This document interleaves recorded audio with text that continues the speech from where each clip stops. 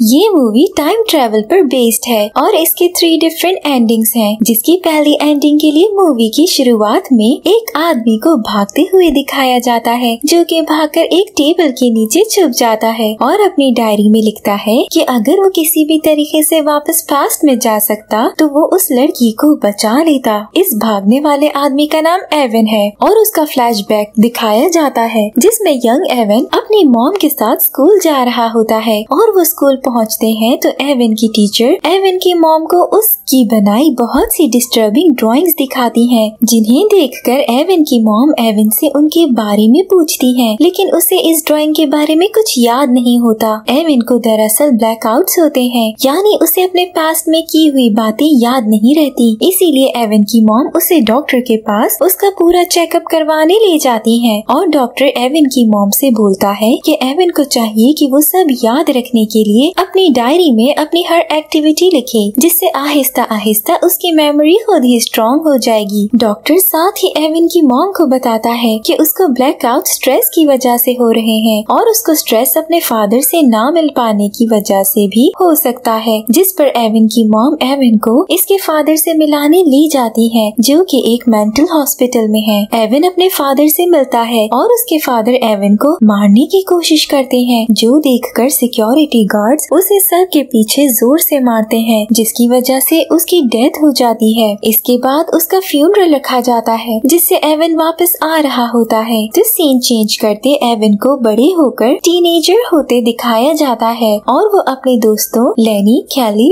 और कैली का भाई टॉमी के साथ कैली के घर बैठकर सिगरेट स्मोक कर रहा होता है और वहाँ टॉमी अपने फादर की चीजों में से एक डायनामाइट निकालता है और वो सब दोस्त प्रैंक के लिए वो डायनामाइट लेकर एक पोस्ट बॉक्स में डाल देते हैं, लेकिन पोस्ट बॉक्स के आगे से एक औरत अपने बेबी को लेकर आ रही होती है और उसकी इनके डायनामाइट के ब्लास्ट की वजह से डेथ हो जाती है। एवन इस पूरे सीन को भूल जाता है और ब्लैकआउट कर जाता है और जब उसके जागने पर उसकी मॉम उससे पूछती है कि क्या हुआ, तो वो बताता है कि उसको कुछ नहीं पता, क्योंकि उसे बचपन की तरह ब्लैकआउट के बाद कुछ याद नहीं रहता और उसने डायरी में कुछ नहीं लिखा था। एवन की मॉम उसका यकीन नहीं करती और इसको एक हिप्नोटिस्ट के पास ले जाती है, लेकिन एवन हिप्नोटिज्म में भी बोलता है कि उसको कुछ याद नहीं है, जिस पर उसकी मॉम उसका यकीन कर लेती है। इस सब के बाद लेनी उस ब्लास्ट की वजह से बहुत सदमे में चला गया और वो अपने दोस्तों से दूर हो जाता है। एवन कैली से ब्लास्ट वाले दिन के बारे में पूछता है, जिस पर कैली उसे कहती है कि वो लकी है कि उसे कुछ याद नहीं है। उधर से टॉमी अपनी बहन कैली और एवन को बात करते हुए देखकर उसे बहुत गुस्सा आता है, लेकिन वो उन्हें कुछ कहे बगैर उनके सामने खड़े एक आदमी को बुरी तरह मारकर वहाँ से चला जाता है। उसके जाने के बाद कैली और एवन लेनी को मनाकर वापस अपने साथ लेकर वुड से गुजर रहे होते हैं, तो स्मोक देखकर उसकी तरफ जाते हैं, जहाँ उन्हें टॉमी एवन के डॉग को एक सैक में बांधकर आग लगाता देखता है। वो सब ये देखकर डॉग को बचाने जाते हैं, लेकिन टॉमी उनको बहुत बुरी तरह मारता है। उधर एवन टॉमी से मार खाने के बाद ब्लैकआउट हो जाता है और वो जब उठकर देखता है तो उसका डॉग मर चुका होता है। एवन और उसकी मॉम इस बात की वजह से वहाँ से मूव करने का फैसला करते हैं और एवन मूव करते हुए एक पेपर पर I will come back for you लिखकर कैली को दिखाता है। बहुत साल गुजरते हैं और एवन को अब मूव किए हुए 7 साल हो चुके होते हैं और वो अब कॉलेज में होता है। एवन अपने डॉर्म में एक लड़की को अपनी डायरी में से अपनी डॉग की डेथ की स्टोरी सुनाता है, जिसकी वजह से उसे ब्लैकआउट हो जाता है और वो पास्ट में डॉग की डेथ के टाइम पर चला जाता है और उसे पास देखकर भूली हुई डॉग की डेथ की स्टोरी याद आ जाती है। एवन ब्लैकआउट से उठता है तो वो लड़की उससे बोलती है कि एवन ने कोई नाइटमेयर देखा होगा, लेकिन एवन बोलता है वो उसे नाइटमेयर नहीं लग रहा था। एवन फिर से लेनी से मिलने उसके घर जाता है और लेनी ब्लास्ट की वजह से मेंटली ठीक नहीं होता और लेनी एवन को डॉग की डेथ के बारे में याद करता बताता है कि वो डॉग को टॉमी की धमकी की वजह से नहीं बचा पाया था। एवन उसकी बातें सुनने के बाद अपनी मदर से मिलने जाता है और वो इसे बताती है कि उसके फादर को भी यही मसला था कि वो अपने पास्ट में मेमोरीज को याद करके ब्लैकआउट कर जाते थे। इस वजह से वो एवन का भी उसके फादर जैसा हाल होने से डरती है, इसलिए उसका फ्यूचर जानने के लिए एवन को एक पामिस्ट यानी हाथों की लकीरें पढ़ने वाले के पास ले जाती हैं और वो पामिस्ट एवन को बताती है कि एवन की कोई लाइफलाइन नहीं है और वो इस दुनिया में बिलोंग नहीं करता। एवन और मदर इस बात पर यकीन नहीं करते और वहाँ से निकल जाते हैं। जिसके बाद एवन कैली से मिलने जाता है जो कि अब एक वेट्रेस है और एवन उससे पूछता है कि उसकी मेमोरीज उसे याद नहीं आ रही। तो क्या कैली को कैली के फादर के कैली और एवन की अपनी बेसमेंट में वीडियो बनाने के बारे में याद है, जिस पर कैली गुस्सा करती है क्योंकि उसके ख्याल में एवन सिर्फ उसे उसके बचपन की बुरी मेमोरीज याद दिलाने आया है। कैली एवन से कहती है कि एवन के पास कुछ बुरी मेमोरीज हैं, लेकिन कैली की पूरी जिंदगी ही बुरी मेमोरी से भरी हुई है। साथ ही वो उससे पूछती है कि अगर वो उसकी तसल्लियों के मुताबिक इतनी अच्छी थी तो एवन उसे छोड़ के क्यों चला गया था और इतने सालों में मिलने क्यों नहीं आया था। और कैली उसका जवाब सुने बगैर ये सब कहकर रूठे हुए अपने घर चली जाती है। एवन अपने डॉर्म में वापस आता है तो टॉमी ने उसके लिए आंसर मशीन पर मैसेज छोड़ा होता है। उस मैसेज में टॉमी एवन से ये कहता है कैली ने रात को एवन से मिलने के बाद सुसाइड कर ली है और अब टॉमी एवन को नहीं छोड़ेगा। एवन ये बात सुनकर दुखी हो जाता है और वो कैली के फ्यूनरल पर जाता है, जहाँ से वापस आकर वो अपनी डायरी पढ़ता है और पास्ट में चला जाता है। पास्ट में एवन बचपन में बनती वीडियो के टाइम पहुँचता है और कैली के फादर को वीडियो बनाने से मना करता है और बताता है कि अगर उसने ये वीडियो बनाई तो उसकी डॉटर फ्यूचर में सुसाइड कर लेगी और साथ ही उसे चाहिए कि वो अपने सन टॉमी को डिसिप्लिन करे। एवन सब कुछ ठीक करके ब्लैकआउट से उठता है तो उसे पास्ट की कैली के साथ मेमोरीज याद आती हैं। एवन देखता है कि कैली इसके साथ लेटी हुई है और कैली इसकी गर्लफ्रेंड है, जिससे एवन खुश हुआ मैरिज के लिए प्रपोज करता है। लेकिन टॉमी एवन से लड़ता है और दोनों एक दूसरे को बहुत बुरी तरह मारते हैं और एवन टॉमी को जान से मार देता है, जिसकी वजह से वो जेल चला जाता है। एवन अपनी मॉम से कहकर अपनी डायरी मंगवाता है क्योंकि उसे पता चल गया होता है कि वो स्टोरी पर उस स्टोरी के वक्त पास्ट में जाकर चेंजेस कर सकता है जो फ्यूचर चेंज कर देते हैं और इस सब को बटरफ्लाई इफेक्ट कहा जाता है। बहरहाल एवन अपनी डायरी में से अपने डॉग की डेथ वाली स्टोरी पढ़ता है और पास्ट में चला जाता है। एवन पास्ट में सब एक ग्लास का पीस लेनी को पकड़ाता है ताकि लेनी उस पीस से सैक जल्दी खोल सके और उसका डॉग बच जाए, लेकिन लेनी उस ग्लास के साथ टॉमी को मार देता है। एवन ब्लैकआउट से उठता है और लेनी से मिलने जाता है जो कि एक मेंटल हॉस्पिटल में है और उसको डॉक्टर्स ने टेबल के साथ बांधा हुआ है। लेनी एवन से कहता है कि टॉमी एवन की वजह से मरा है क्योंकि एवन ने लेनी को ग्लास का पीस दिया था और लेनी एवन की कोई बात सुनने को तैयार नहीं होता। एवन लेनी से मिलने के बाद अपनी डायरी में से अपने फादर से मिलने वाली स्टोरी पढ़ता है और उसी वक्त में चला जाता है। एवन अपने फादर से पूछता है कि वो अपनी गलतियों को कैसे सही करे, जिस पर उसका फादर कहता है वो अपनी गलतियों को ठीक नहीं कर सकता और उसने इसलिए एवन को मारने की कोशिश की ताकि एवन उसकी जैसी जिंदगी ना जिए।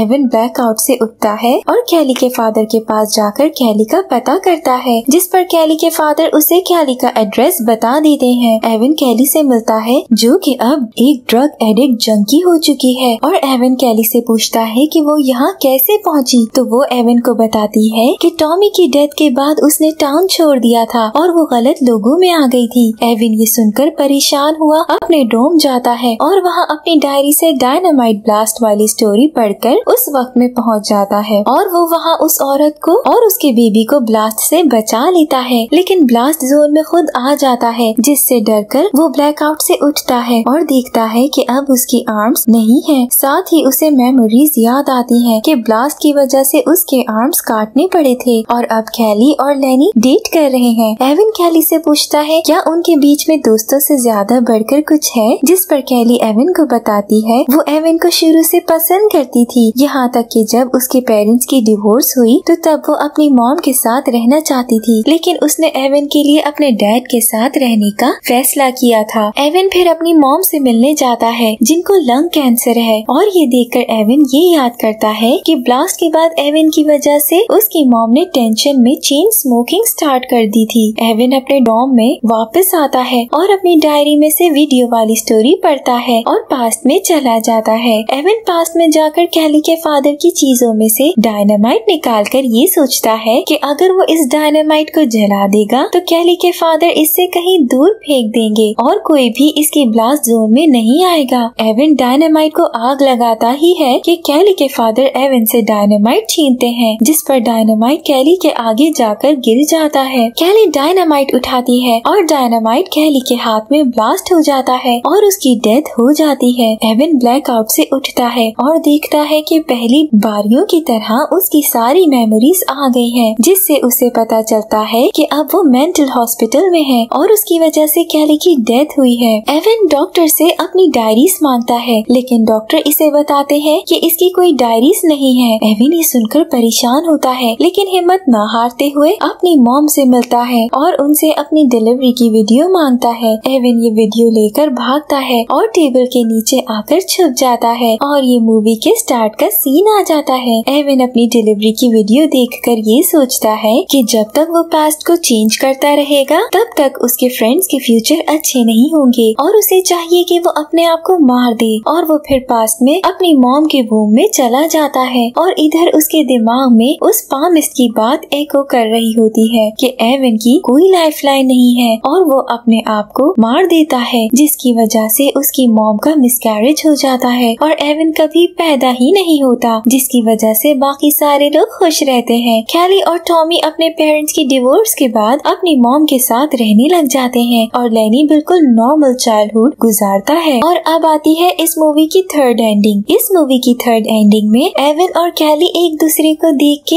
एक दूसरे के पास आते हैं और यहाँ पर ये मूवी एंड हो जाती है। मोरल ऑफ द स्टोरी, इस मूवी की स्टोरी का मोरल ये था कि इंसान जितनी मर्जी कोशिश कर ले, कुछ मिस्टेक्स हैं जो कभी भी सही नहीं हो सकती और माफी भी उन्हें ठीक नहीं कर सकती। इसीलिए इंसान को चाहिए कि वो इन मिस्टेक से सबक ले और मूव ऑन कर जाए, क्योंकि हम पास्ट को चेंज नहीं कर सकते और ये जान ले कि गलतियाँ इंसानों से होती हैं और ये गलतियाँ ही इंसान को इंसान बनाती हैं, क्योंकि ये गलतियाँ ना हो तो इंसान इंसान नहीं बल्कि एंजल हो। Thank you for watching.